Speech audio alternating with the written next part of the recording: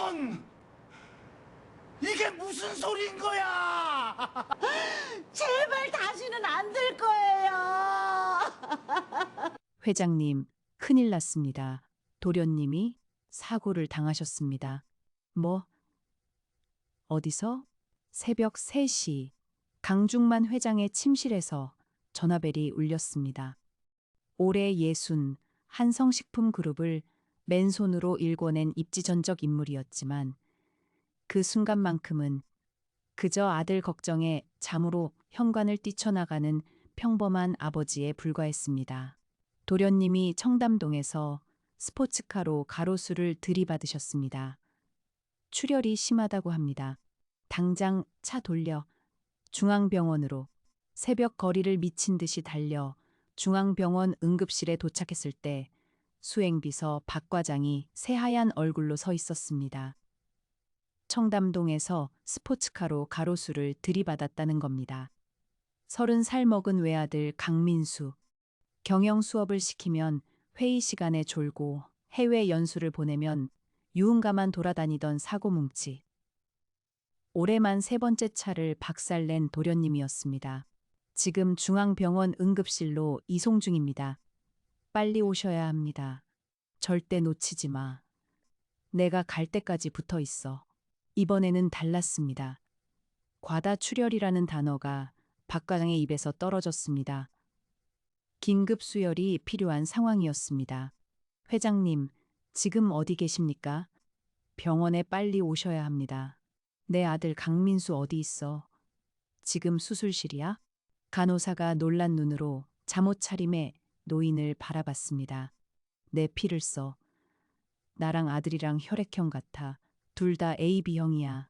소매를 걷어붙이는 강 회장에게 난처한 표정을 지었습니다. 잠시 망설이더니 조심스럽게 한마디를 던졌습니다. 환자분 혈액형은 O형입니다. AB형 부모에게서 O형 자녀는 유전적으로 나올 수 없다고. 강 회장의 다리에서 힘이 빠졌습니다. 벽에 등을 기대고 천천히 바닥으로 미끄러져 내렸습니다. 소매를 걷어붙인 채로 차가운 병원 복도 바닥에 주저앉았습니다. 300년입니다. 300년 동안 내 아들이라고 믿었던 아이가, 죽은 아내가 불길 속에서 제 몸을 태우며 살려낸 아이가 내 핏줄이 아니라니. 그럴 리가 없어. 내 아들이야. 300년 동안 내 아들이었다고. 의사는 아무 말 없이 검사 결과지를 내밀었습니다. 드라마 시작 전 구독과 좋아요로 함께 해주세요. 그리고 지금 어디서 듣고 계신지 댓글로 남겨주시면 하나하나 읽고 반갑게 인사드리겠습니다. 아내가 목숨 바쳐 살린 아이가 내 핏줄이 아니라고? 의사가 난처한 표정을 지었습니다. 잠시 망설이더니 조심스럽게 입을 열었습니다. 300년 전 그날 밤에 대체 무슨 일이 있었던 거야? 왜 그래? 보봐, 시간 없잖아. 그 충격의 밤으로부터 한 달 뒤, 강 회장은 시장통 허름한 국밥집 구석에 앉아 있었습니다. 낡은 점퍼를 입고 모자를 눌러쓴 채 재벌 회장이라고는 상상도 할 수 없는 행색이었습니다. 그의 앞에는 유전자 검사 결과지 한 장이 놓여 있었습니다. 부자 관계 확인, 일치. 주방에서 커다란 국자를 휘두르며 땀 흘려 일하는 30살 청년. 그 청년이 자신의 친아들이었습니다. 300년 전 그남 산후조리원 화재의 혼란 속에서 갓난아기가 뒤바뀐 것이었습니다. 도훈아, 기다려라. 아비가 왔다. 강 회장의 손이 떨렸습니다. 결과지를 가슴에 꼭 안았습니다.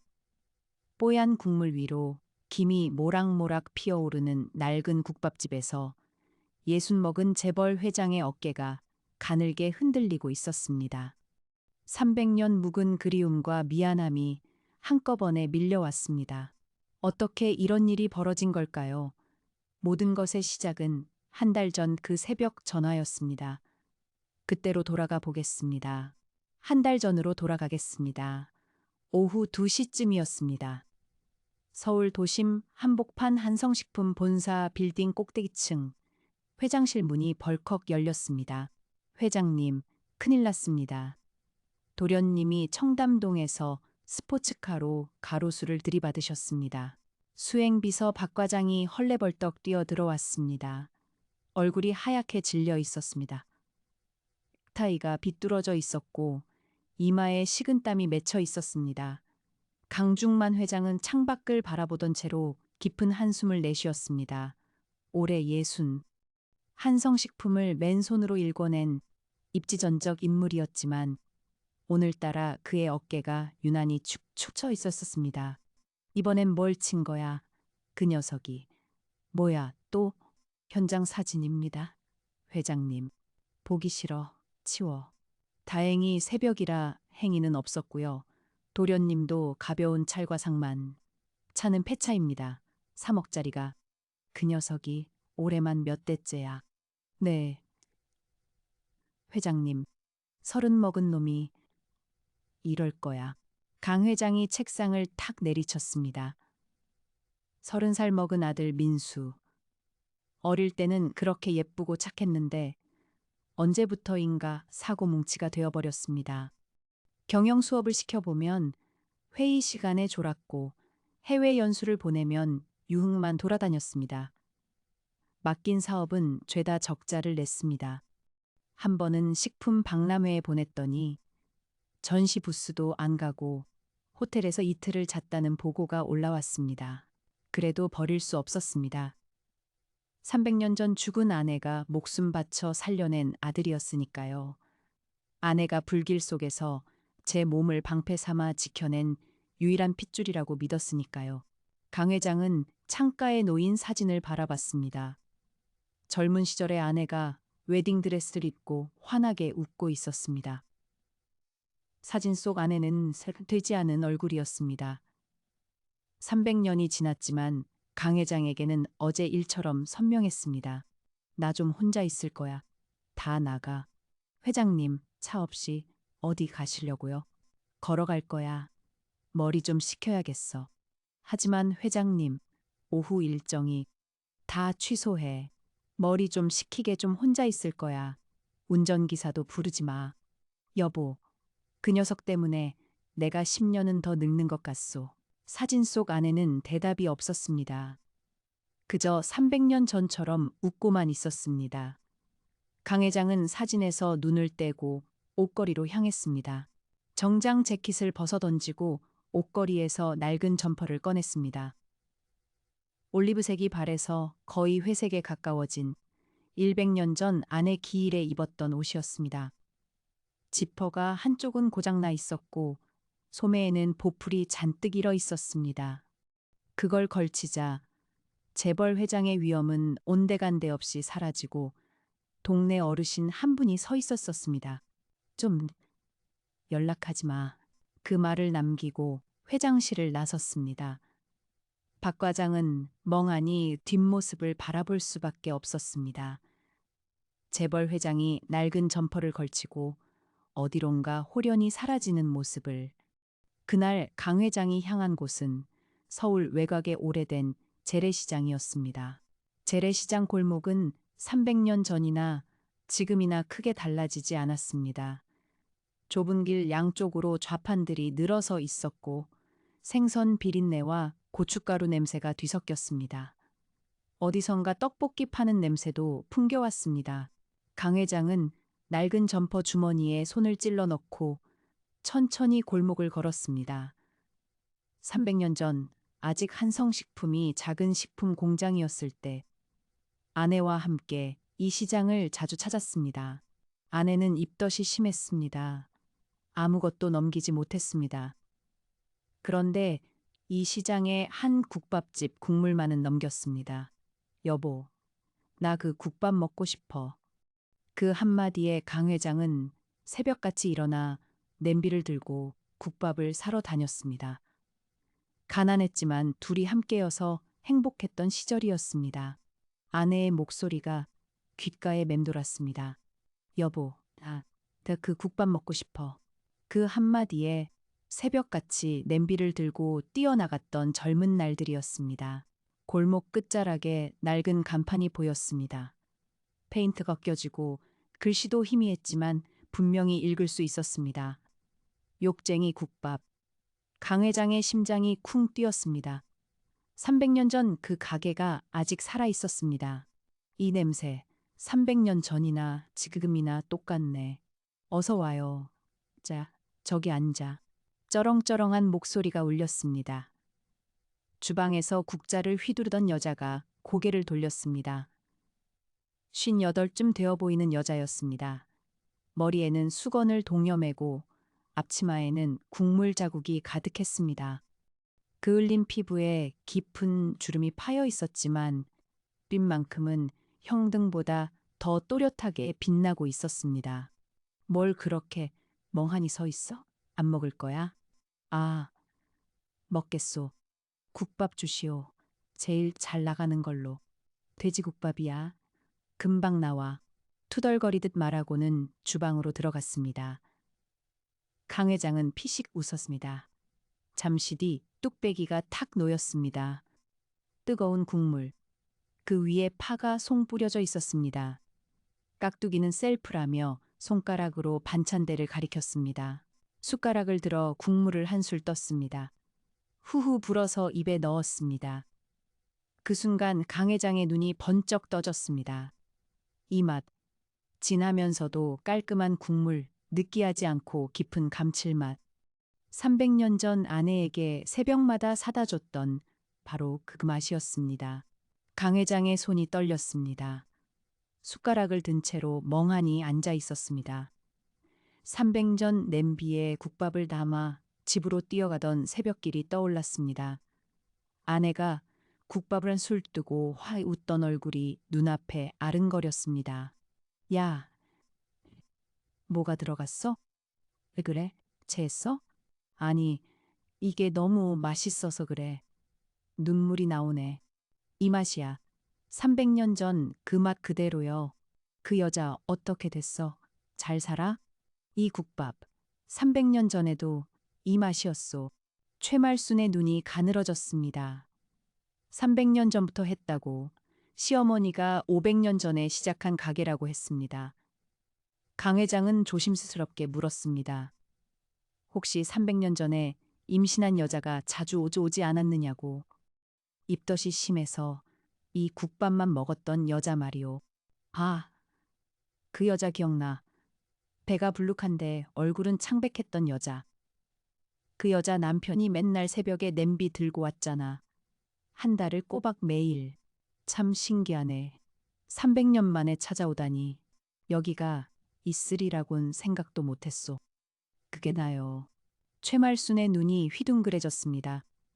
맞은편에 털썩 앉았습니다. 그 착한 여자 어떻게 됐냐고 물었습니다. 강 회장의 입술이 파르르 떨렸습니다. 세상에, 그 남편이 당신이었어. 진짜? 죽었소. 300년 전의 화재로. 아이 낳고 얼마 안 돼서. 무거운 침묵이 흘렀습니다. 뽀얀 국물 위로 김만 모락모락 피어올랐습니다. 최말순이 한숨을 푹 내쉬더니 벌떡 일어나 주방으로 들어갔습니다. 잠시 뒤 깍두기 한 통을 들고 나왔습니다. 이거 가져가. 그 여자가 이 깍두기를 엄청 좋아했어. 국밥보다 깍두기를 더 먹었다니까. 고맙소. 정말 고맙소. 뭘 고마워해. 먹다 남은 건데. 강 회장의 눈시울이 붉어졌습니다. 아내가 깍두기를 아삭아삭 씹으며 웃던 모습이 선명하게 떠올랐습니다. 그날 저녁, 강 회장은 집에 돌아와 아내의 영정사진 앞에 깍두기를 놓았습니다. 여보, 그 국밥집 아직 있더라. 당신이 좋아하던 그 맛 그대로야. 사진 속 아내는 여전히 웃고만 있었습니다. 강 회장은 한 조각을 집어 먹었습니다. 아삭아삭. 볼을 타고 흘러내리는 것을 닦지 않았습니다. 며칠이 지났습니다. 강 회장은 국집의 따뜻한 맛을 잊지 못했지만 더 큰 걱정이 마음을 짓눌렀습니다. 사고뭉치 아들 민수. 이번에는 가벼운 찰과상으로 끝났지만 다음에는 어떻게 될지 아무도 장담할 수 없었습니다. 3억짜리 스포츠카를 3대나 박살 내고도 반성의 기미가 보이지 않는 아들이었습니다. 그런데 정말 다음이 왔습니다. 며칠 뒤 새벽 3시 침실에서 전화벨이 울렸습니다. 강 회장은 눈을 비비며 수화기를 집어들었습니다. 회장님, 큰일 났습니다. 도련님이 사고를 당하셨습니다. 지금 병원 응급실입니다. 빨리 오셔야 합니다. 이번엔 다쳤다고? 크게? 뭐야, 또. 이번엔 얼마나 다쳤어? 박 과장의 목소리가 떨리고 있었습니다. 지난번과는 달랐습니다. 과다출혈이라는 단어에 강 회장의 눈이 번뜩 떠졌습니다. 300전 아내를 잃었을 때처럼 심장이 쿵쾅쿵쾅 요동쳤습니다. 제발, 제발 살아있어라, 민수야. 잠옷바람으로 뛰쳐나갔습니다. 운전기사를 부를 시간도 없었습니다. 직접 차를 몰았습니다. 새벽 거리를 미친 듯이 달렸습니다. 핸들을 쥔 손이 하얗게 질려 있었습니다. 제발, 민수야. 입에서 중얼거림이 새어나왔습니다. 응급실 문을 박차고 들어갔습니다. 잠옷 차림의 노인이 고함을 지르자 간호사들이 놀라 쳐다봤습니다. 내 아들 강민수 어디 있느냐고 소리칩니다. 수술 준비 중이라는 말에 가리키는 방향으로 미친 듯이 달렸습니다. 강 회장이 질렀습니다. 수술은 언제 끝나? 아들 살릴 수 있는 거야? 없는 거야. 수술실 앞 복도에 박 과장이 하얀 얼굴로 서 있었습니다. 청담동에서 전봇대를 들이받았다고 했습니다. 이번엔 좀 심각하다고, 과다출혈이라고. 강 회장의 얼굴에서 핏기가 싹 빠졌습니다. 회장님, 진정하셔야 합니다. 진정이 돼? 내 아들이 죽을 수도 있는데. 내 아들 강민수 어디야? 수술실이 어디야? 간호사가 수술실 방향을 가리켰습니다. 강 회장이 복도를 미친 듯이 달렸습니다. 수술실 문이 열리고 흰 가운의 의사가 나왔습니다.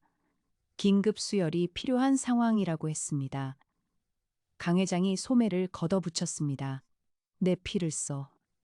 나랑 아들이랑 혈액형 같아. 둘 다 AB형이야. 의사의 눈썹이 꿈틀거렸습니다. AB형이라고 되물었습니다. 잠시 망설이더니 조심스럽게 입을 열었습니다. 환자분 혈액형은 O형입니다. AB형 부모에게서 O형 유전 법칙상 절대 나올 수 없다고. 회장님, 괜찮으십니까? 회장님, 300년이야. 300년 동안 내 아들이었는데 핏줄이 아니라니. 강 회장의 동작이 멈췄습니다. 소매를 걷어붙인 채로 돌처럼 굳어버렸습니다. 그럴 리가 없다는 중얼거림이 새어나왔습니다. 다시 검사하라고 소리쳤습니다. 하지만 이미 2번 확인한 결과라고 의사가 말했습니다. 다시 검사해. 분명히 뭔가 잘못된 거야. 박 과장이 조심스럽게 다가왔습니다. 회장님, 일단 수술은 잘 끝났습니다. 수혈도 혈액은행에서 해결했다고 합니다. 그래? 수술이 끝났어? 민수야, 일어나. 아빠한테 말 좀 해봐. 의사가 고개를 저었습니다. 이미 2번 확인한 결과라고 했습니다. 강 회장의 얼굴이 새하얗게 변했습니다. 다리에 힘이 풀렸습니다. 벽에 기대고 천천히 바닥으로 미끄러져 내렸습니다. 300년 동안 내 아들이라고 믿었던 아이가 내 핏줄이 아니라니. 박장이 황급히 부축했지만 강 회장은 대답하지 못했습니다. 멍하니 허공만 바라봤습니다. 1시간 뒤 수술이 끝났습니다. 민수는 중환자실로 옮겨졌습니다. 강 회장은 중환자실 유리창 너머로 온몸에 붕대를 감고 누워있는 아들을 바라봤습니다. 기계들이 삑삑거리며 돌아가는 소리만 적막하게 울렸습니다. 유리창에 손을 짚었습니다. 손이 떨리고 있었습니다. 저 녀석이 내 아들이 아니라고. 하지만 300년 동안 밥을 먹이고 학교를 보내고 사고를 수습해 준 건 분명히 자신이었습니다. 핏줄이 아니면 대체 뭐란 말인가. 강 회장의 머릿속은 한 치 앞도 보이지 않는 안개 속이었습니다. 민수야, 아빠 왔어. 일어나야지. 강 회장이 유리창에 이마를 대고 깨 중얼거렸습니다. 여보, 당신이 살려낸 아이야. 핏줄이 아니어도 내 아들이지. 그렇지? 다음 날 오전 강 회장은 박 과장에게 민수의 어린 시절 건강검진 기록을 모두 가져오라고 했습니다. 병원 카페에 앉아 서류 뭉치를 펼쳤습니다. 초등학교 건강검진표, 중학교 건강검진표, 고등학교 건강검진표, 혈액형 란을 하나하나 확인했습니다. 모두 O형이라고 적혀 있었습니다. 이걸 내가 왜 몰랐을까? 생각해보니 이유가 있었습니다. 민수는 워낙 건강 체질이었습니다. 감기 한 번 심하게 앓은 적이 없었고 병원에 입원한 적도 수혈이 필요한 큰 수술을 받은 적도 없었습니다. 건강검진표의 혈액형 란은 당연히 내 아들이니 맞겠거니 하고 무심코 넘겼던 겁니다. 왜 몰랐을까? 왜 한 번도 확인하지 않았을까? 강 회장은 서류를 탁 내려놓았습니다. 눈을 감고 생각했습니다. 아내가 바람을 피웠을 리는 없었습니다. 결혼 전에도 연애 한 번 안 한 순수한 자였습니다. 세상에서 가장 착하고 헌신적인 사람이었습니다. 그렇다면 뭐가 잘못된 걸까? 아내가 바람을 피울 사람이 아니야. 절대로. 민수가 중환자실에서 일반 병실로 옮겨진 뒤 눈을 떴습니다. 아직 정신이 몽롱한 눈으로 강 회장을 바라봤습니다. 아버지, 죄송해요. 또 사고 쳐서. 아버지, 저 퇴원하면 이번엔 진짜 착하게 살게요. 아버지, 여기 계셨어요? 그래, 잘하자, 우리. 강 회장은 아무 말도 하지 못했습니다. 그저 아들의 손을 잡았습니다. 따뜻한 손이었습니다. 이 손을 처음 잡았던 게 300년 전이었습니다. 갓난아기였던 민수, 새끼손가락만큼 작았던 손. 그때 맹세했습니다. 이 아이를 평생 지키겠다고. 아내를 잃은 슬픔 속에서 유일하게 남은 희망이었으니까요. 괜찮아. 살아있으면 됐어. 민수가 다시 잠든 뒤 강 회장은 병원 복도로 나왔습니다. 마음속에서 의문이 꿈틀거리 있었습니다. 진실을 알아야 했습니다. 300년 전에 무슨 일이 있었는지. 박 과장, 300년 전 화재 사건 조사해.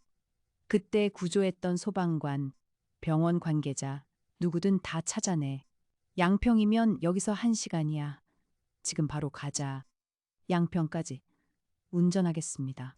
그래, 빨리 가자. 300년 전이요. 그게 왜? 묻지 마.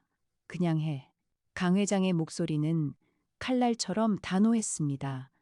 박 과장은 더 이상 묻지 않았습니다. 고개를 숙이고 물러갔습니다. 일주일이 지났습니다. 민수는 일반 병실에서 회복 중이었습니다. 얼굴에 핏기가 돌아오고 농담도 할 수 있을 도가 됐습니다.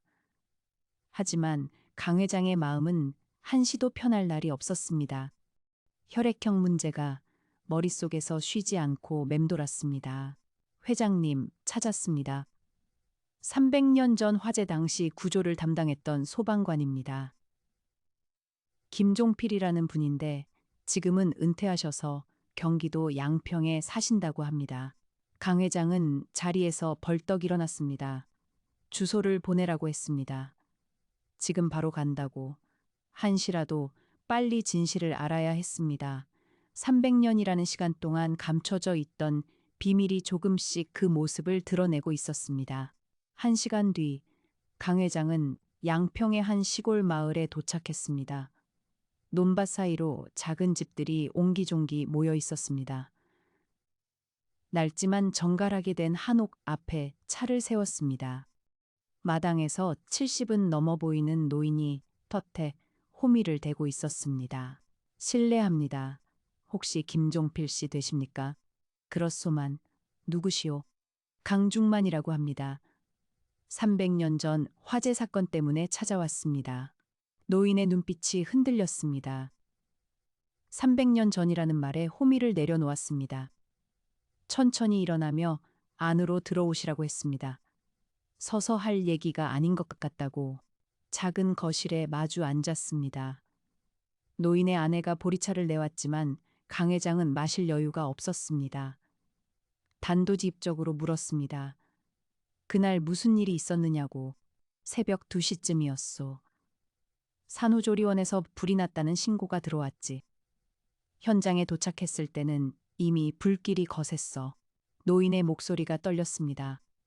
300년이 지났지만 그날의 기억은 여전히 생생한 듯 했습니다. 조리원이 건물 20층에 있었고 불은 10층 보일러실에서 시작됐다고 했습니다.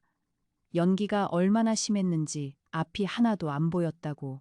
그래도 밀고 들어갔소. 안에서 아기 우는 소리가 들렸거든. 산모실부터 수색했지. 한 방 한 방 문을 열어가면서. 노인이 눈을 감았습니다. 제일 안쪽 방에서 본 광경을 말하려다 한참을 멈췄습니다. 문을 부수고 들어갔을 때 천장에서 불붙은 목재가 떨어지고 있었소. 그런데 젊은 여자가 바닥에 엎드린 채로 뭔가를 감싸고 있었어. 노인의 눈에 물기가 고였습니다.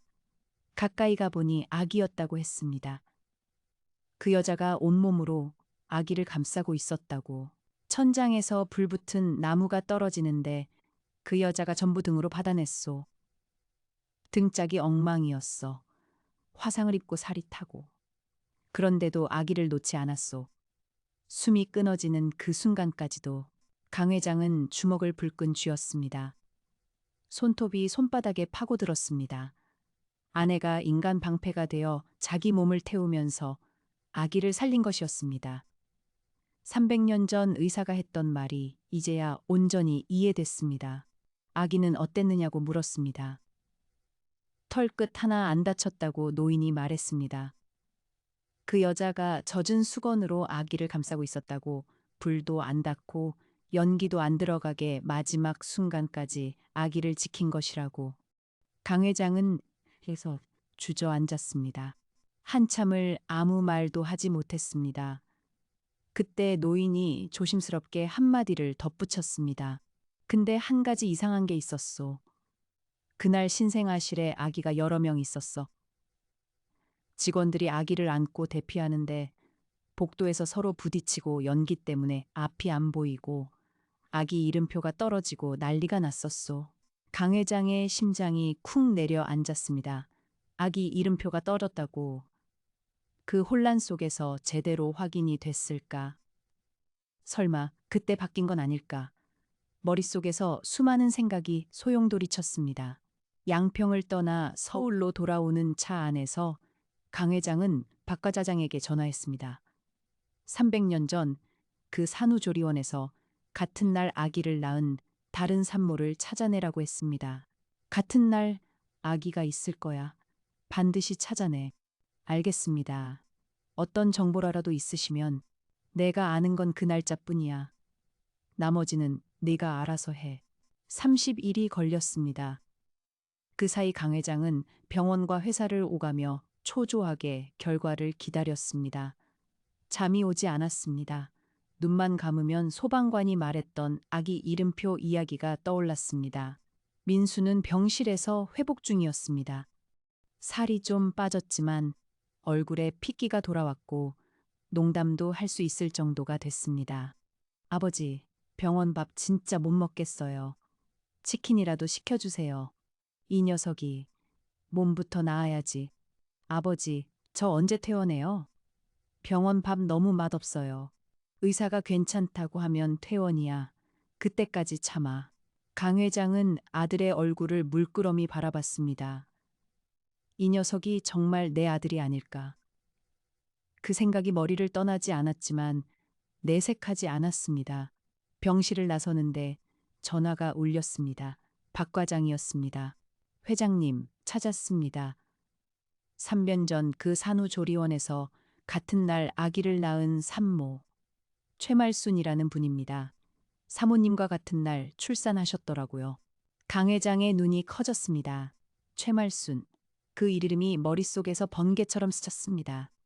잠깐, 최말순이라고? 설마. 욕쟁이 국밥집 사장. 며칠 전 자신이 찾아가서 국밥을 먹고 아내 이야기를 나누고 깍두기를 받아온 바로 그 가게의 주인이었습니다. 세상에 이런 우연이. 아내의 단골집이었던 그곳. 아내에게 깍두기를 싸줬던 그 여자. 그 여자가 같은 날 같은 곳에서 아기를 낳았다니. 강 회장의 손이 떨렸습니다. 설마 그 국밥집 사장이? 이름이 뭐야? 괜찮아, 괜찮아, 강중만. 들어가자. 박도훈이라고 합니다. 올해 30이고요. 어머니 가게에서 함께 일하고 있다고 합니다. 30. 민수와 같은 나이. 강 회장은 한참 동안 매없었습니다. 머릿속이 복잡하게 돌아갔습니다. 최말순의 아들 박도훈. 만약 그날 밤 아기가 바뀌었다면 그 년이 자신의 친아들일 수도 있다는 뜻이었습니다. 직접 봐야겠다고 결심했습니다. 그 청년을 자신의 눈으로 직접 확인해야 했습니다. 사진이 아닌 살아 숨쉬는 모습을 봐야 했습니다. 다음 날 점심때 강 회장은 다시 그 시장을 찾았습니다.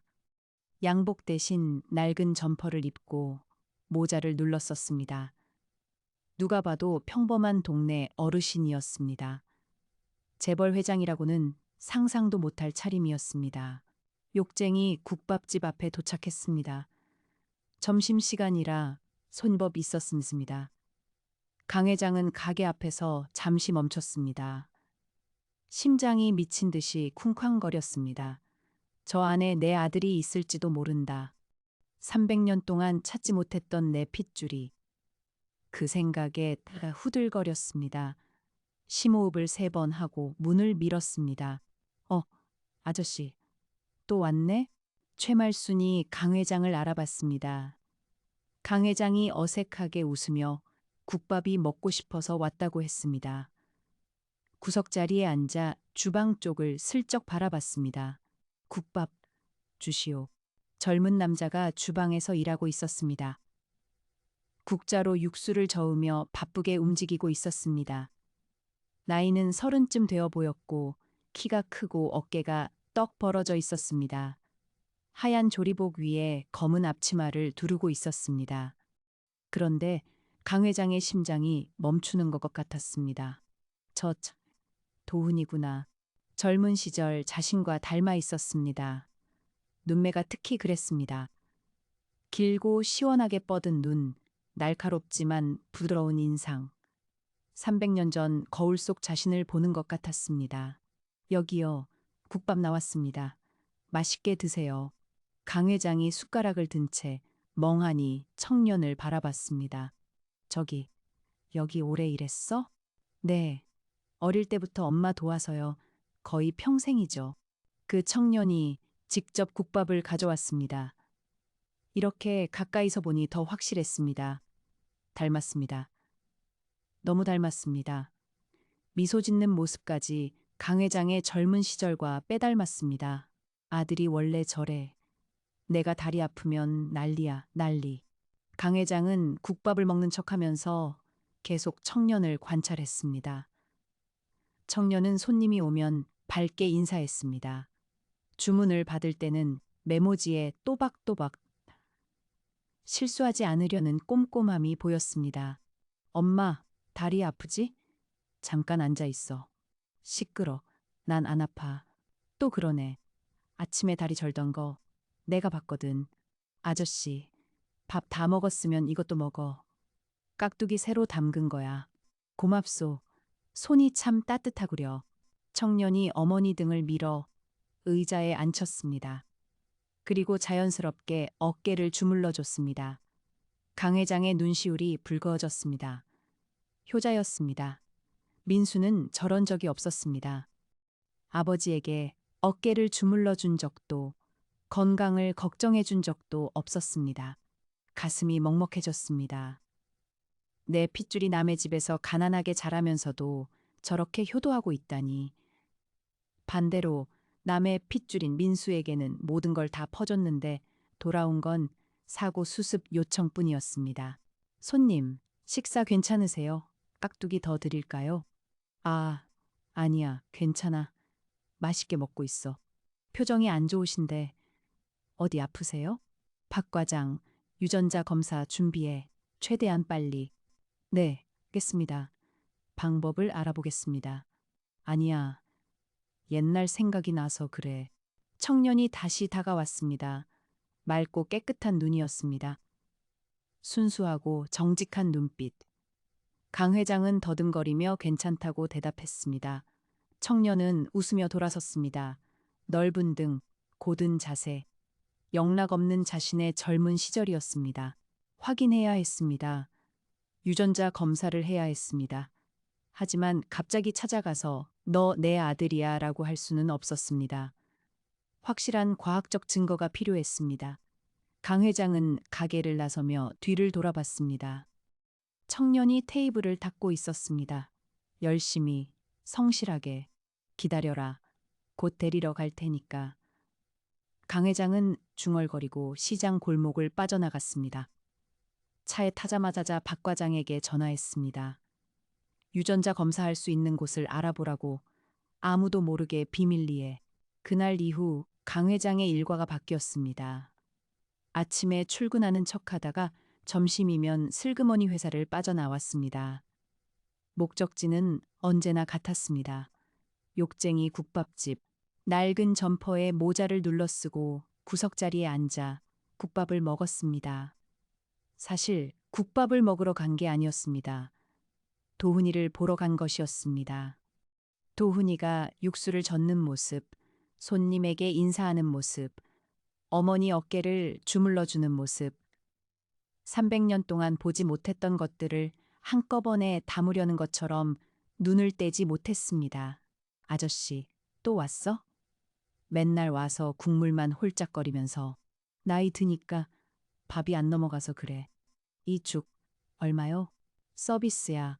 맨날 오는 단골한테 돈을 받겠어?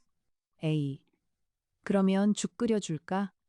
아들아, 저 아저씨 죽 하나 해드려. 잠시 뒤 하얀 죽이 나왔습니다.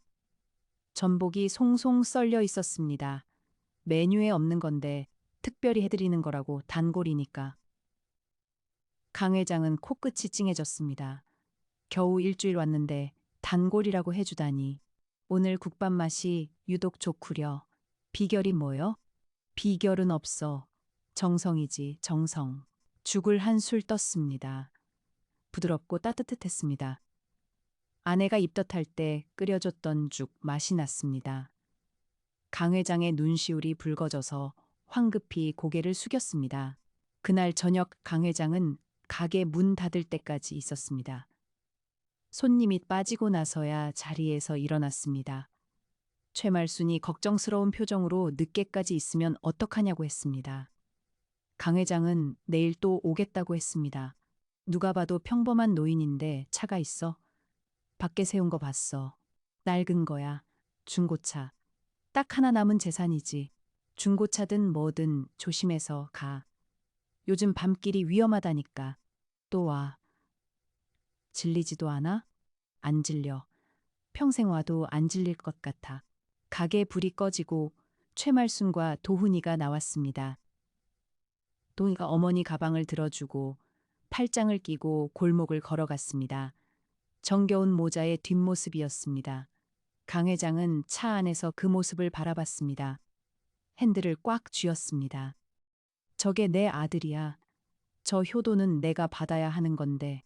이틀 뒤 박 과장에게서 유전자 검사 준비가 됐다는 연락이 왔습니다. 머리카락이나 침이 묻은 물건이면 된다고 했습니다. 상대방 모르게 채취해서 가져오면 된다고. 다음 날 강 회장은 다시 국밥집을 찾았습니다. 점심시간이 지나 손님이 뜸할 때 도훈이가 앉았던 의자 등받이에 머리카락 한 올이 붙어 있었습니다. 손이 떨렸습니다. 이게 내 아들의 머리카락일지도 모른다. 주머니에서 비닐봉지를 꺼내 재빨리 머리카락을 집어넣었습니다. 도훈아, 깜짝이야. 여기요. 국밥 나왔습니다. 도훈이가 돌아왔을 때 강 회장은 화들짝 놀라 손을 뺐습니다. 식은땀을 닦으며 비닐봉지를 주머니 깊이 넣었습니다. 미안하다, 도. 마음속으로 사과했습니다. 이렇게 몰래 해서 미안해. 그날 저녁 검사 기관에 머리카락을 맡겼습니다. 급행으로 해달라고 사흘이면 결과가 나온다고 했습니다. 그 사흘이 3년처럼 느껴질 것 같았습니다. 밤하늘에 별이 총총했습니다. 여보, 곧 알게 될 것 같아. 강 회장이 중얼거렸습니다. 엄마, 쉬어. 다리 안 아파? 안 아프다니까. 시끄러. 맨날 안 아프다고 하면서 밤에 파스 붙이잖아.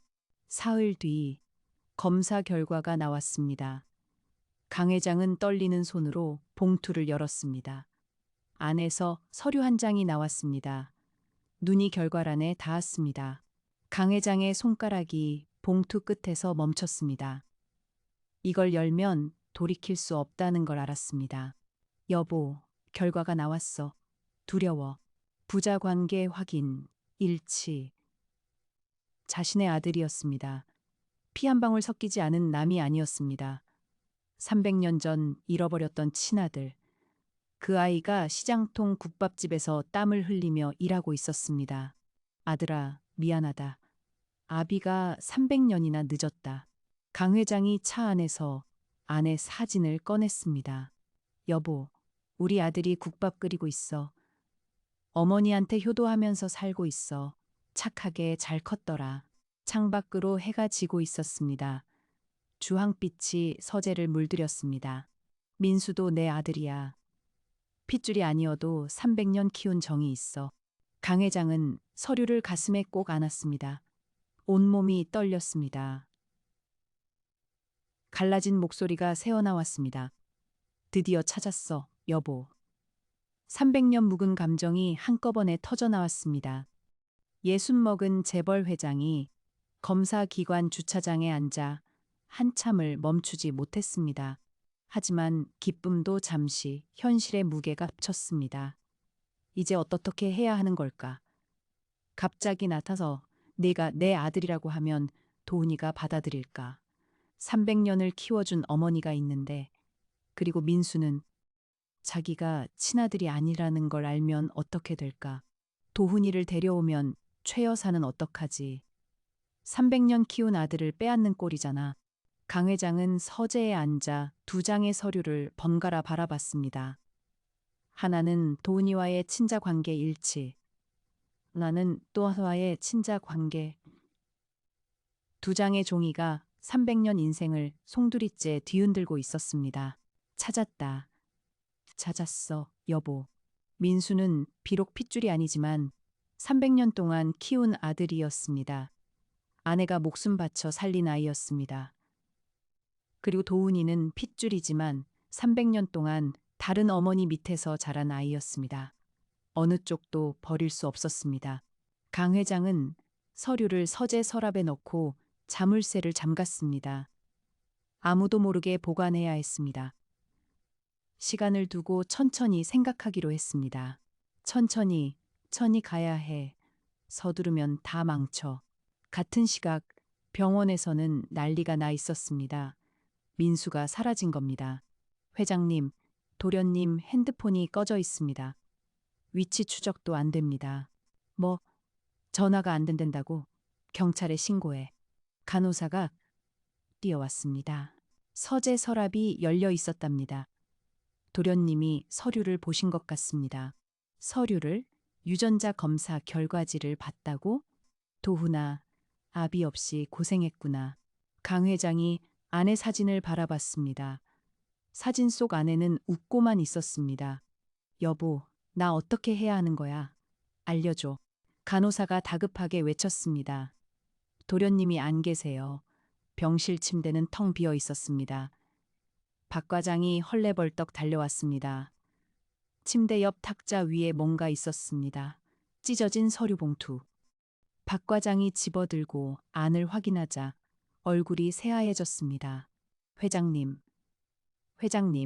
전화 좀 받으세요. 도련님이 사라졌습니다. 친자 관계 불일치. 유전자 검사 결과지였습니다.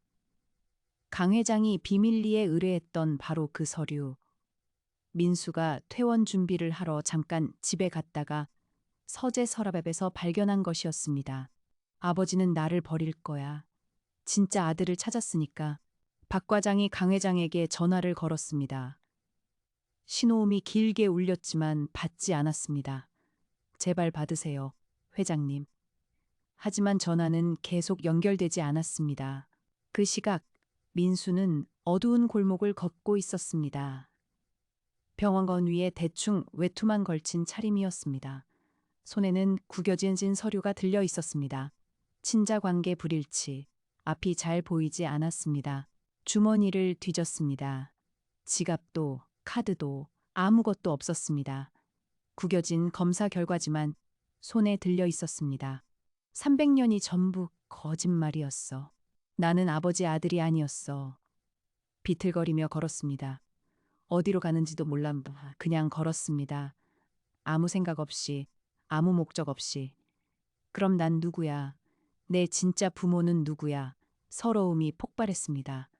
골목 구석에 주저앉아 한참을 멈추지 못했습니다. 나는 아버지 아들이 아니었어. 그럼 난 누구야? 내 진짜 부모는 누구야? 얼마나 걸었을까요? 배에서 꼬르륵 소리가 났습니다. 병원 밥을 안 먹고 뛰쳐나온 터라 하루 종일 굶은 새였습니다. 민튼필거리며 일어섰습니다. 주머니를 뒤졌습니다. 구겨진 10,000원짜리 한 장이 나왔습니다. 어느새 시장 골목에 들어와 있었습니다. 좁은 길 양쪽으로 가게들이 늘어서 있었고 생선 냄새와 고춧가루 냄새가 뒤섞였습니다. 그때 코끝을 스치는 냄새가 있었습니다. 고소하고 구수한 냄새, 국밥 냄새였습니다. 민수는 무의식적으로 그 냄새를 따라갔습니다. 골목 끝에 작은 가게가 보였습니다. 욕쟁이 국밥. 낡은 간판판이 걸려 있었고 따뜻한 불빛이 새어나오고 있었습니다. 병원 가운에 외투를 걸치고 눈은 퉁퉁 붓고 머리는 산발이었습니다. 이 꼴로 들어가도 될까 망설였지만 배가 너무 고팠습니다. 어서 와요. 어머나, 이 청년 왜 이래? 병원에서 도망쳤어? 일단 뭐 먹을래? 어디서 온 거야? 밤에 혼자 돌아다니면 위험해. 그냥 갈 데가 없어서요. 민수는 대답하지 못했습니다. 그저 고개를 숙이고 서 있었습니다. 최말순이 민수를 구석자리로 안내했습니다. 제일 싼 거가 어딨어. 오늘 특가야. 다 특가. 먹어. 그냥 싼 거 주세요. 잠시 뒤 국밥 한 그릇이 나왔습니다.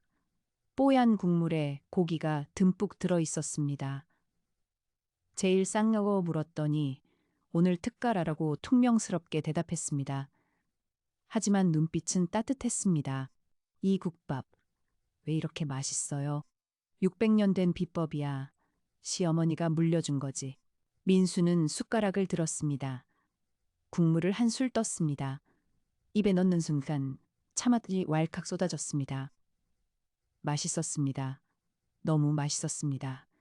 따뜻하고 깊고 푸근한 맛, 설명할 수 없는 그리움이 밀려왔습니다. 민수는 태어나서 엄마 품을 모릅니다. 태어나자마자 엄마가 죽었으니까요. 그런데 이 국밥에서 엄마 냄새가 났습니다. 한 번도 맡아본 적 없는, 그러나 본능적으로 알 수 있는 냄새. 그게 뭔지는 모르겠지만 코끝이 시큰해지고 가슴이 뜨거워졌습니다. 엄마, 하나 더 추가요. 알았어, 알았어. 맨날 주워오더니 맛있으면 먹지 왜 울어. 국물이 짜지잖아. 왜, 맛없어? 민수는 고개를 저었습니다. 아니요, 너무 맛있어서요. 최말순이 투덜거렸습니다. 맛있으면 먹지 왜 울어. 국물이 짜지잖아. 하지만 손으로 민수의 등을 토닥여줬습니다. 그 손길에 민수는 더 크게 흔들렸습니다. 서럽게, 마음껏 300년 인생에서 처음 느껴보는 따뜻함이었습니다. 아버지는 늘 바빴습니다.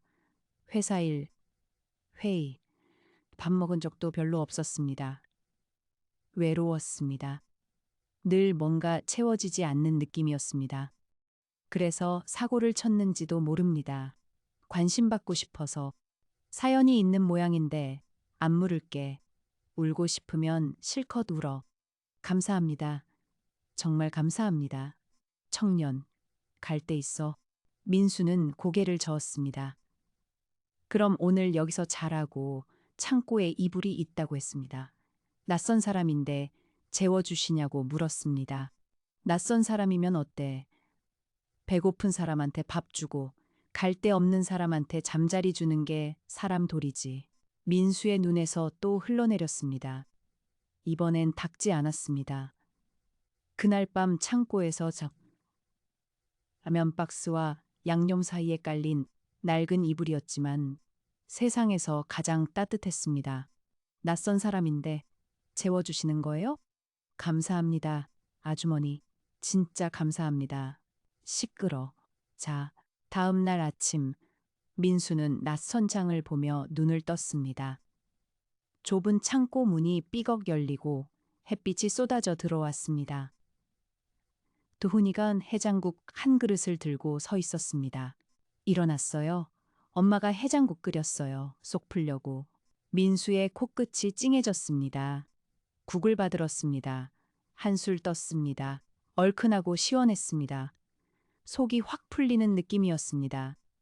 다 먹고 창고를 나서니 가게는 아침 준비로 분주했습니다. 도훈이가 육수를 젓고 있었고 최말수는 채소를 다듬고 있었습니다. 이거 진짜 맛있어요. 엄마 해장국은 동네에서 소문났어요. 감기도 낫는다니까. 민수는 어색하게 서 있었습니다. 어떻게 해야 할지 몰랐습니다. 집에 돌아가기 싫었습니다. 아버지 얼굴을 볼 자신이 없었습니다. 자기가 친아들이 아니라는 걸 알아버린 이상 돌아가면 버림받을 것 같았습니다.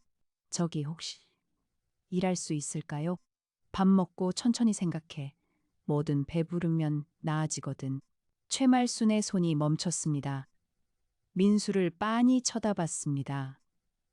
그리고 손을 내밀어 보라고 했습니다. 민수의 손을 뒤집어 보고 만져봤습니다.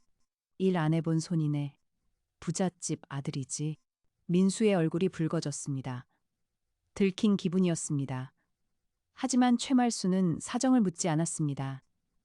여긴 힘들다고, 아침, 밤 10시까지 일해야 한다고, 할 수 있겠느냐고만 물었습니다. 아침 6시부터 밤 10시까지야. 쉬는 날 없어. 할 수 있겠어? 할 수 있어요. 뭐든 할 수 있어요. 최말순이 피식 웃었습니다. 그래, 그럼 오늘부터 해봐. 못 버티면 그때 가고. 민수의 허리에 졌습니다. 그렇게 민수의 국밥집 생활이 시작됐습니다. 도훈이가 물었습니다. 나이가 어떻게 되느냐고. 30이라고 하니까 동갑이라며 웃었습니다. 민수가 고개를 숙이며 말했습니다. 동갑이지만 여기선 선배니까 형으로 모시겠다고. 처음에는 설거지부터 했습니다. 기름때 묻은 그릇 닦는 게 쉽지 않았습니다. 손이 빨갛게 부르텄습니다. 허리가 끊어질 것 같았습니다. 평생 이런 일을 해본 적 없었습니다. 집에서는 밥도 차려주고 빨래도 해주고 손 하나 까딱 안 했으니까요. 힘들었습니다. 포기하고 싶을 때도 많았습니다. 하지만 버텼습니다. 여기서 도망치면 진짜 갈 곳이 없었으니까요. 며칠이 지나자 조금씩 일에 익숙해졌습니다. 설거지 속도가 빨라졌고 그릇 정리도 능숙해졌습니다. 이름이 뭐야? 민수요. 나랑 동갑이네. 나는 도훈이야. 동갑이지만 여기선 선배니까 형으로 모실게요. 제법인데. 금방 늘었네. 손재주가 있나 봐. 칭찬을 받으니 기분이 좋았습니다. 태어나서 누군가에게 일을 잘한다는 를 들어본 적이 거의 없었습니다. 아버지에게는 항상 한심하다는 들었으니까요. 민수는 쑥스럽게 웃었습니다. 그리고 조심스럽게 물었습니다. 형, 저것도 가르쳐 주세요. 어떻게 이렇게 맛있는 국물이 나오는지 궁금해요. 야, 거기 기름때 안 빠졌어. 다시 해. 네, 형. 바로 다시 할게요. 민수가 육수 만든 법을 배우고 싶다고 하자 최말순이 직접 가르치기 시작했습니다. 뼈를 고르는 법, 핏물을 빼는 법, 불 조절하는 법. 하나하나 꼼꼼하게 알려줬습니다. 여기서 불을 너무 세게 하면 국물이 탁해져. 약한 불로 오래 끓여야 맑은 국물이 나오는 거야. 이 메모 나중에 봐도 되죠? 좋아. 대신 제대로 배워야 해. 대충 하면 쫓아낼 거야. 민수는 고개를 끄덕이며 들었습니다. 메모까지 했습니다. 최말순이 꼼꼼하기도 하다며 웃었습니다. 민수는 진작에 대답했습니다. 제대로 배우고 싶다고. 그런데 신기한 일이 일어났습니다. 민수가 간을 보기 시작하면서 국물 맛이 달라진 겁니다. 잠깐, 네가 한 거야? 네, 제가 소금이랑 젓갈 넣었는데요. 아, 대박. 엄마보다 나은데. 최말순이 다가와서 국물을 맛봤습니다. 눈이 커졌습니다. 어떻게 한 거냐고 물었습니다. 민수는 그냥 느낌대로라고. 조금 싱거운 것 같아서 젓갈을 더 넣었다고 했습니다. 이거 어떻게 한 거야? 이렇게 할 수가 있어? 그냥 느낌대로요. 조금 싱거운 것 같아서 젓갈을 더 넣었어요. 형, 이거 한번 맛봐봐. 어떤 것 같아? 최말순이 민수를 빤히 쳐다봤습니다. 뭔가 생각에 잠긴 표정이었습니다. 처음인데 이렇게 할 수가 있냐고 중얼거렸습니다. 사실 이건 타고난 것이었습니다. 민수는 자신도 모르게 절대 미각을 가지고 있었습니다. 미세한 간의 차이를 혀끝으로 구분해내는 능력. 최말순의 피를 받은 겁니다. 자기 친엄마의 300년 유래공이 유전자에 새겨져 있던 것이었습니다. 물론 민수도 최말순도 그 사실을 전혀 몰랐습니다. 앞으로 네가 봐. 민수의 얼굴이 환해졌습니다. 인정받은 기분이었습니다. 태어나서 처음으로 누군가에게 잘한다는 말을 제대로 들었습니다. 그렇게 민수는 국밥집의 일원이 됐습니다. 도훈이는 육수와 가게 경영을 맡았고 민수는 간을 보고 새 메뉴를 개발했습니다. 둘의 손발이 척척 맞았습니다. 마치 오래전부터 함께 일한 사이처럼 자연스러웠습니다. 한쪽이 재료를 꺼내면 다른 쪽이 꼭, 한쪽이 불을 올리면 다른 쪽이 양념을 준비했습니다. 새로 만든 양념장을 도훈이에게 맛보여주면 눈이 커지며 대박이라고 했고 매운 국밥을 개발했더니 손님들이 줄을 섰습니다. 둘이 낄낄거리며 웃는 모습을 최말순이 지켜보고 있었습니다. 야, 진짜 맛있다. 우리 메뉴에 넣자. 진짜요? 형이 맛있다고 하면 진짜 맛있는 거겠지? 눈시울이 붉어졌습니다. 저 둘이 왜 저렇게 닮았지? 최말순이 중얼거렸습니다. 웃는 모습이 비슷했습니다. 눈매도 입꼬리 올라가는 모양도 마치 형제 같았습니다. 고개를 저었습니다. 에이, 설마 남남인데 뭘. 그날 저녁 가게 문을 닫고 셋이 함께 밥을 먹었습니다. 국밥에 소주 한 잔씩. 최말순이 잔을 들었습니다. 수고했어, 오늘도. 도훈이와 민수가 잔을 마쳤습니다. 셋이 둘러앉아 밥을 먹는 모습은 영락없는 가족 같았습니다. 수고했어, 오늘도. 자, 한 잔씩. 엄마, 최고였어. 그래? 민수가 양념 잘 만들어서 그런 거지. 그 무렵 강 회장은 미칠 것 같았습니다. 민수가 살한 지 일주일이 넘었습니다. 경찰에 신고했습니다. 사설 탐정도 고용했습니다. 온 서울을 뒤졌습니다. 강남, 홍대, 이태원, 민수가 자주 가던 곳은 빠짐없이 뒤졌습니다. 하지만 민수는 찾을 수 없었습니다. 마치 연기처럼 사라져 버렸습니다. CCTV를 돌려봐도 병원을 나선 뒤 골목 어딘가에서 흔적이 끊겼습니다. 찾았어. 아직도 못 찾은 거야. CCTV를 전부 돌려보고 있습니다. 회장님. 경찰에도 신고했고 탐정도 붙였습니다. 강 회장은 서재에 앉아 머리를 싸맸습니다. 책상 위에는 두 장의 서류가 놓여 있었습니다. 민수의 유전자 검사 결과지, 친자 관계 불일치, 도훈이의 유전자 검사 결과지, 친자 관계 일치. 민수가 이걸 봤구나. 그래서 도망친 거구나. 가슴이 찢어지는 것 같았습니다. 민수는 비록 핏줄은 아니지만 300년 동안 키운 아들이었습니다. 아내가 목숨 바쳐 살린 아이였습니다. 처음 걸음마를 뗄 때 양손을 잡아줬고, 유치원 첫날 대문 앞에서 손을 흔들어줬고, 사고를 칠 때마다 뒤치다꺼리를 해줬습니다. 그 아이가 상처받고 도망쳤다고 생각하니 밤잠을 이룰 수가 없었습니다. 민수 엄마, 나 미안해. 아들한테 미안해.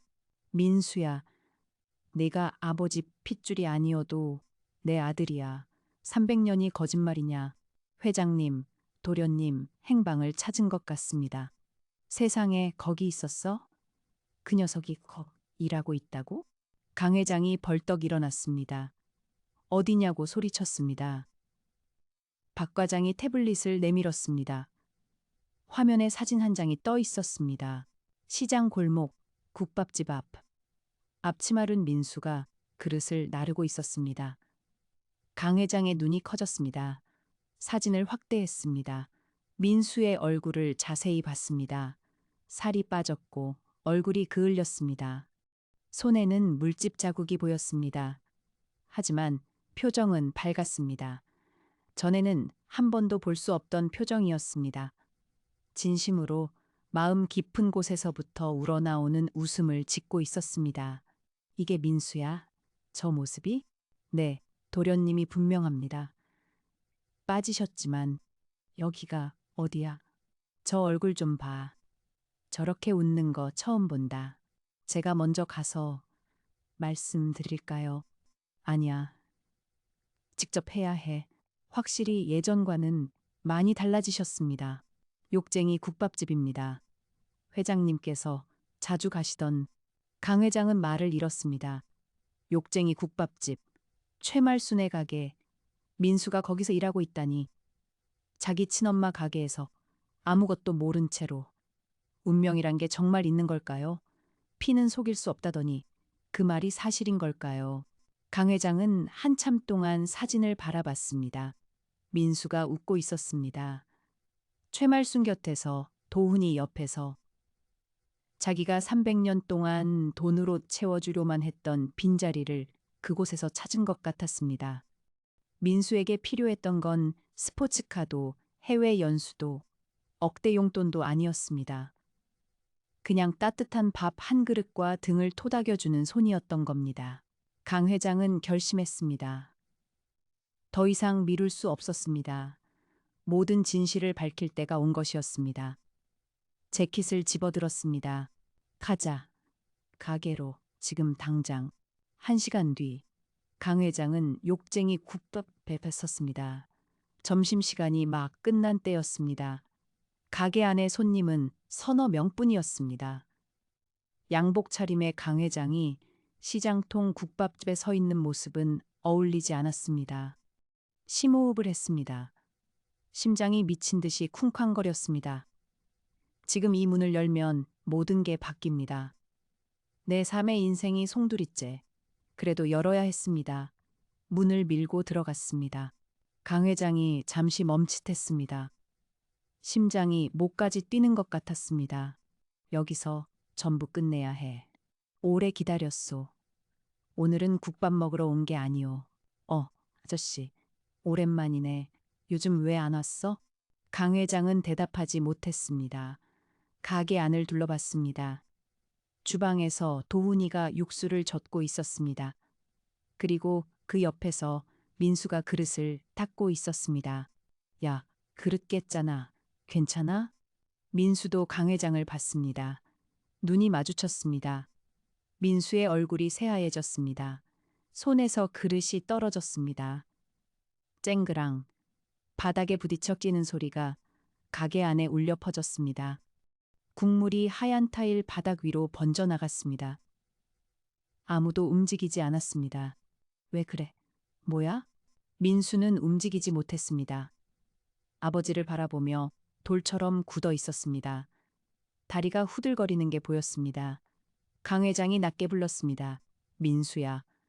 그 한마디에 민수의 어깨가 가늘게 떨리기 시작했습니다. 민수의 입술이 파르르 떨렸습니다. 저는 아버지 아들이 아니잖아요. 검사 결과 봤어요. 그래도 넌 내 아들이야. 300년이 거짓말이냐. 아버지. 아, 아버지. 저는 도망치지 마. 아빠야. 바보 같은 소리 하지 마. 300년 동안 밥 먹이고 재운 게 압이 아니면 뭐냐. 민수의 눈에서 흘러내렸습니다. 고개를 숙였습니다. 입술을 꽉 깨물고 있었습니다. 아버지가 자신을 찾으러 왔다는 사실에, 그리고 자신이 친아들이 아니라는 사실을 아버지도 알고 있다는 것에 다리가 풀려 주저앉을 것 같았습니다. 괜찮아. 다 알아. 강 회장이 천천히 다가갔습니다. 도훈이가 주방에서 나왔습니다. 어리둥절한 표정이었습니다. 손에는 아직 국자를 들고 있었습니다. 최말순도 상황을 이해하지 못했습니다. 양복 입은 노인과 둘은 청년이지. 아들 사이라니. 아저씨, 저 애 아는 사이냐고 물었습니다. 다들 왜 이래? 무슨 일이야, 대체? 강 회장은 잠시 멈췄습니다. 모두를 둘러봤습니다. 도훈이, 문희, 민수, 최말순. 이 자리에서 모든 걸 말해야 했습니다. 한 사람이라도 빠지면 안 됐습니다. 300년 동안 감춰져 있던 진실을 네 사람이 함께 마주해야 했습니다. 최 여사, 앉으시오. 할 말이 있어.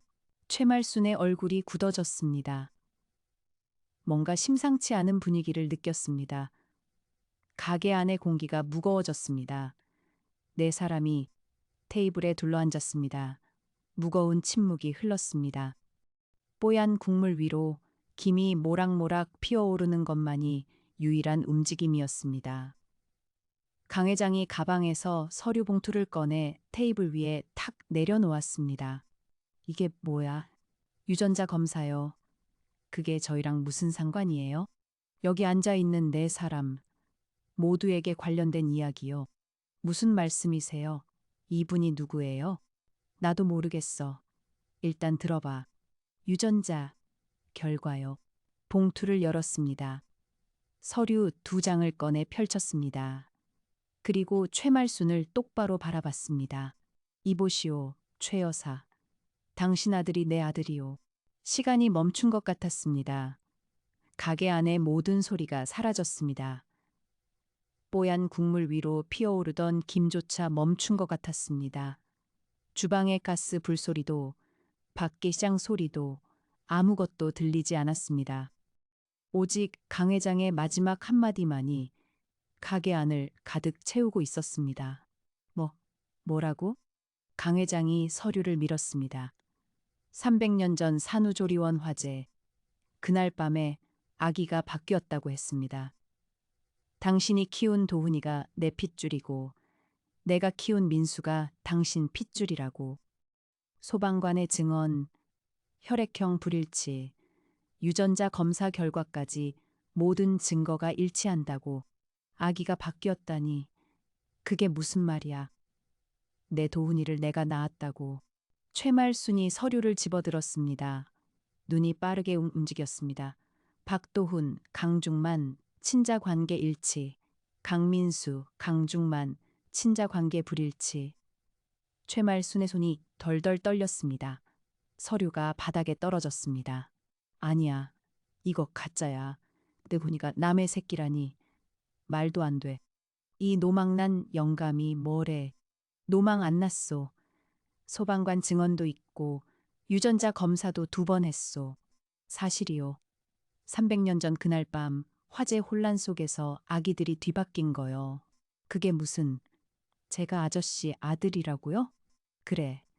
미안하다, 도훈아. 300년이나 늦었다. 최말순이 의자에 털썩 주저앉았습니다. 다리에 힘이 풀린 것 같았습니다. 300년. 300년 동안 자들이라고 믿고 키운 도훈이가 남의 핏줄이라니. 새벽마다 분유를 타고 밤마다 자장가를 불러주고 학비를 벌려고 4시에 국을 끓이던 그 세월이 한순간에 무너지는 것 같았습니다. 저도 엄마 아들이에요. 저 키워준 건 엄마예요. 최말순이 도훈이를 바라봤습니다. 도훈이는 멍하니 서 있었습니다. 무슨 말을 해야 할지 모르는 표정이었습니다. 그리고 민수를 바라봤습니다. 민수는 고개를 숙이고 있었습니다. 뚝뚝 떨어지고 있었습니다. 엄마, 괜찮아. 엄마가 내 엄마인 건 변함없어. 최말순이 민수에게 다가갔습니다. 떨리는 손으로 민수의 얼굴을 들어 올렸습니다. 눈물에 젖은 민수의 얼굴을 자세히 봤습니다. 눈, 코. 그리고 깨달았습니다. 웃는 모습이 자기 젊은 시절과 똑같았습니다. 그 국밥 간을 기가 막히게 맞추던 게 절대 미각이 대를 이은 것이었습니다. 최말순의 입에서 신음 같은 소리가 새어나왔습니다. 아이고. 목소리가 갈라졌습니다. 그리고 민수를 와락 끌어안았습니다. 민수야, 이리 와, 이리 오라니까. 내 새끼였어. 어머니, 300년 만에 처음 부른 진짜 어머니. 그 두 글자가 최말순의 가슴을 관통했습니다. 이 눈, 이 코, 이 입꼬리. 아이고, 세상에. 민수도 최말순을 안았습니다. 엄마의 품이었습니다. 태어나서 처음 느껴보는 엄마의 품. 국밥 냄새가 배어있는 거칠지만 세상에서 가장 따뜻한 품이었습니다. 엄마. 자기도 모르게 그 말이 새어나왔습니다.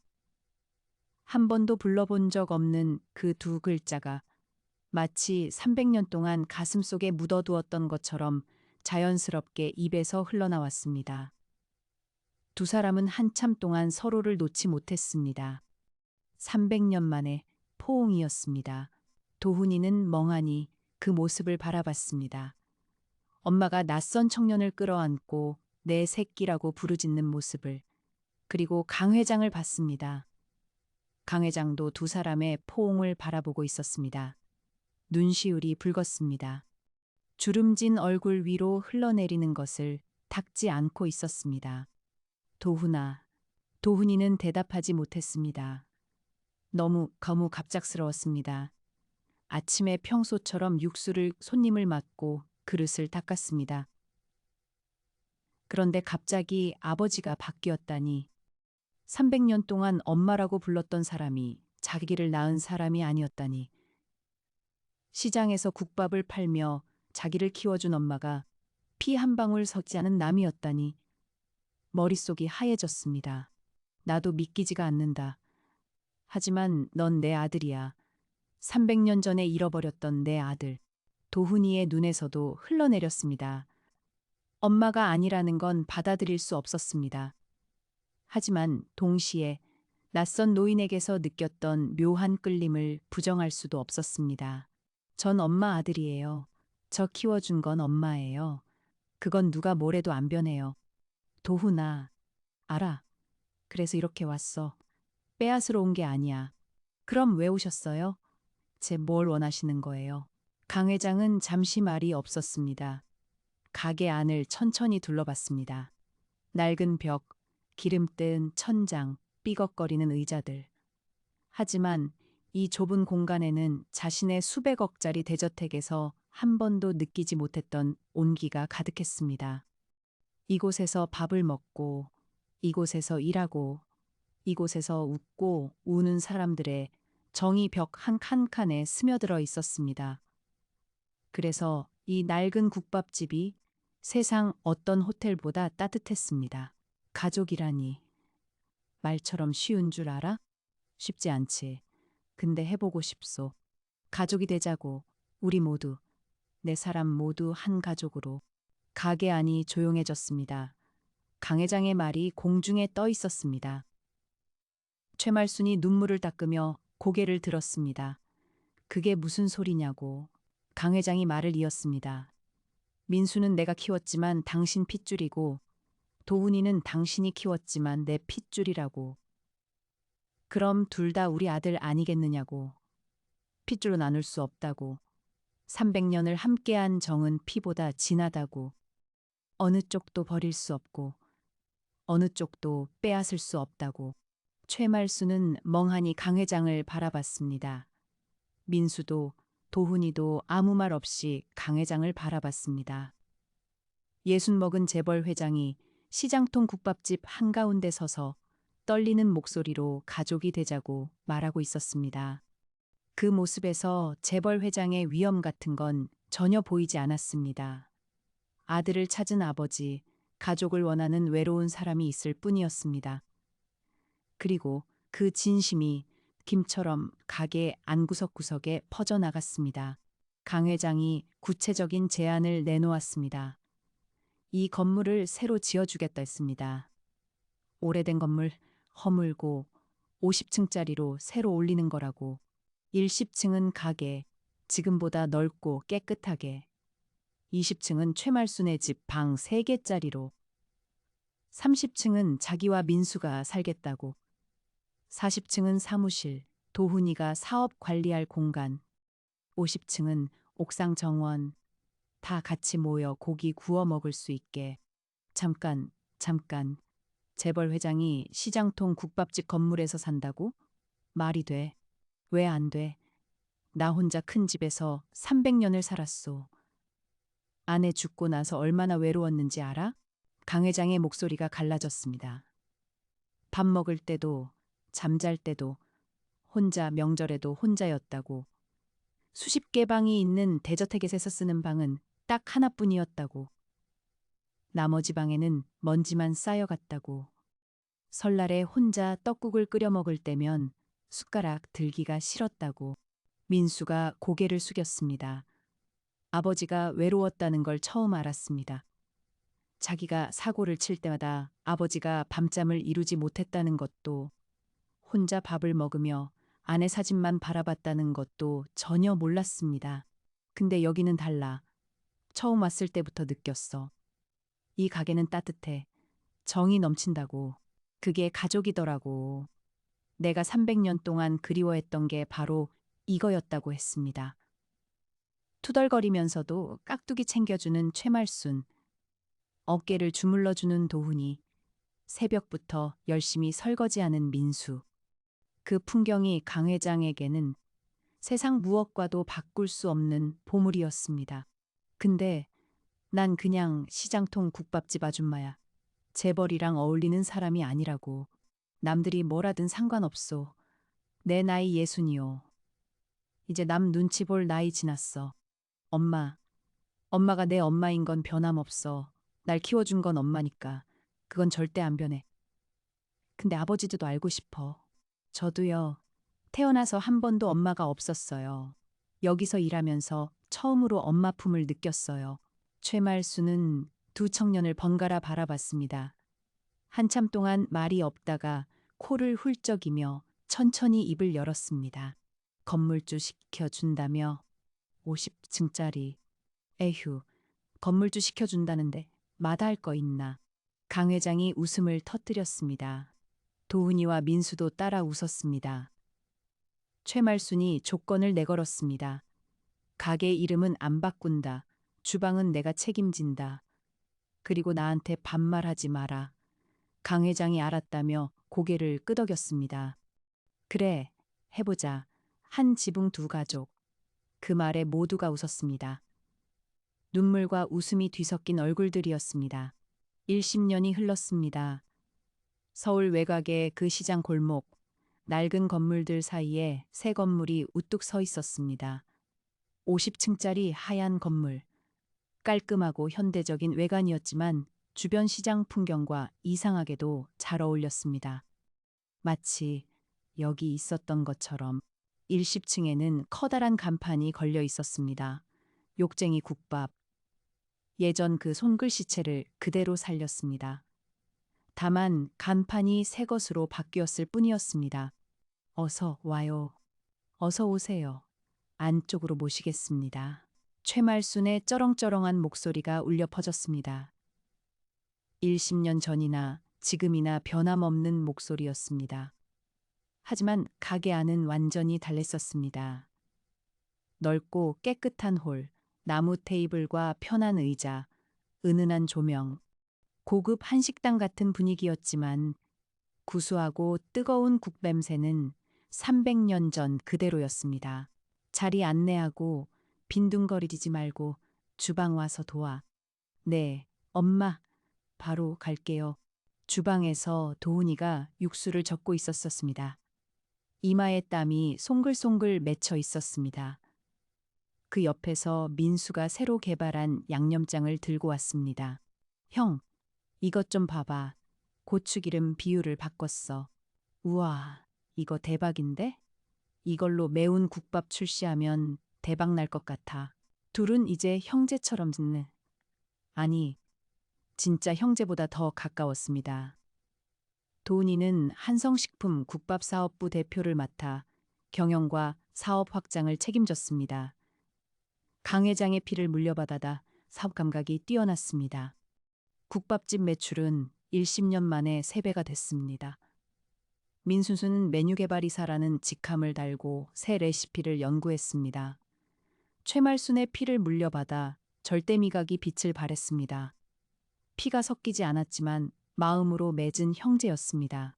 형, 이번 달 프랜차이즈 문의가 5건이나 들어왔어. 아직 이른 것 같아.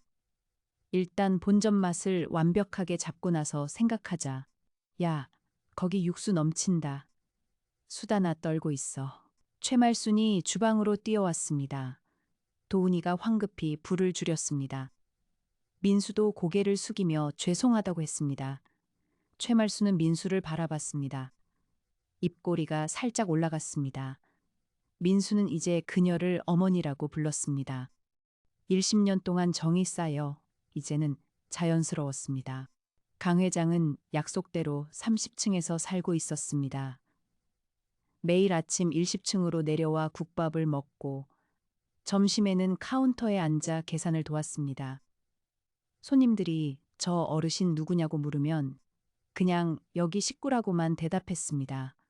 재벌 회장 시장 국밥집에서 일하다 라는 뉴스가 나기도 했지만 강 회장은 신경 쓰지 않았습니다. 오늘 어땠어? 어제보다 200% 올랐어요. 아버지. 역시 우리 아들들이야. 민수도 완전히 달라졌습니다. 예전에 사고 뭉치는 어디에도 없었습니다. 매일 아침 일찍 일어나 일했고 밤늦게까지 새 메뉴를 연구했습니다. 처음으로 뭔가를 해냈다는 느낌이 민수를 변하게 만들었습니다. 새로 개발한 메뉴마다 손님들이 줄을 섰습니다.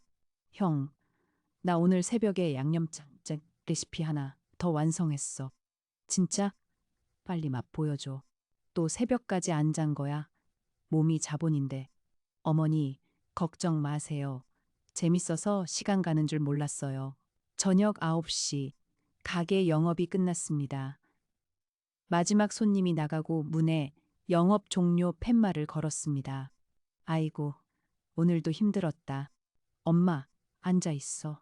내가 정리할게. 어머니, 주물러 드릴까요? 됐어. 난 아직 팔팔해. 최말수는 못 이기는 척 의자에 앉았습니다. 사실 기분이 좋았습니다.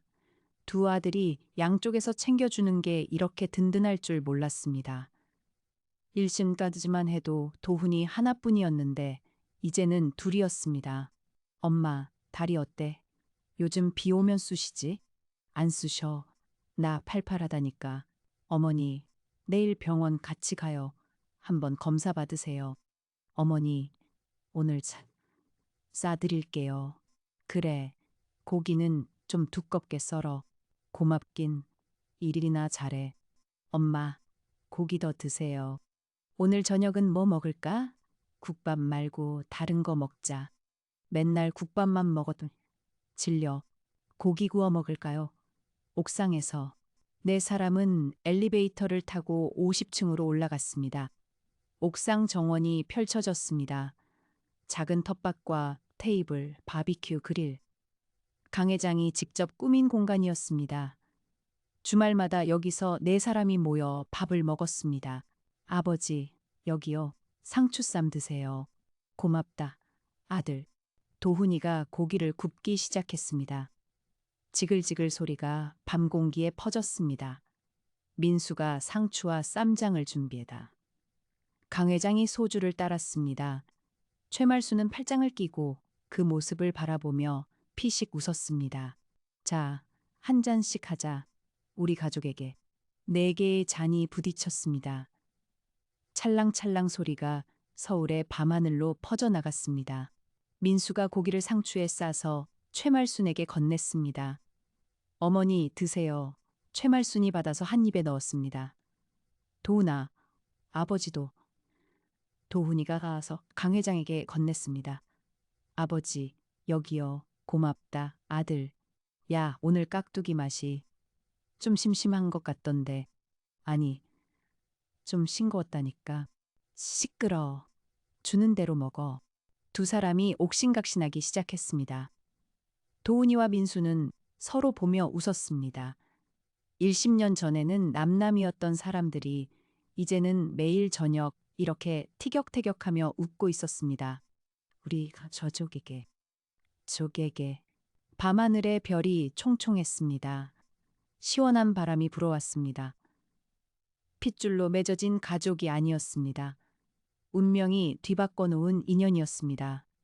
하지만 이 순간 서울의 밤하늘 아래 옥상에서 고기를 구우며 웃고 있는 그들은 세상에서 가장 행복한 가족이었습니다. 강 회장이 밤하늘을 올려다봤습니다. 아내의 얼굴이 떠올랐습니다. 여보, 보고 있어. 우리 아들들 잘 크고 있어. 나도 이제 외롭지 않아요. 바람이 살랑살랑 불어왔습니다. 마치 아내가 괜찮다고, 잘하고 있다고 대답하는 것 같았습니다. 핏줄보다 진한 건 함께 밥 먹는 식구의 정이었습니다. 300년이라는 세월이 갈라놓았던 가족을 다시 이어준 건 재벌의 돈도 아니고 유전자 검사 결과도 아니었습니다. 시장통 국밥 한 그릇에 따뜻한 온기였습니다.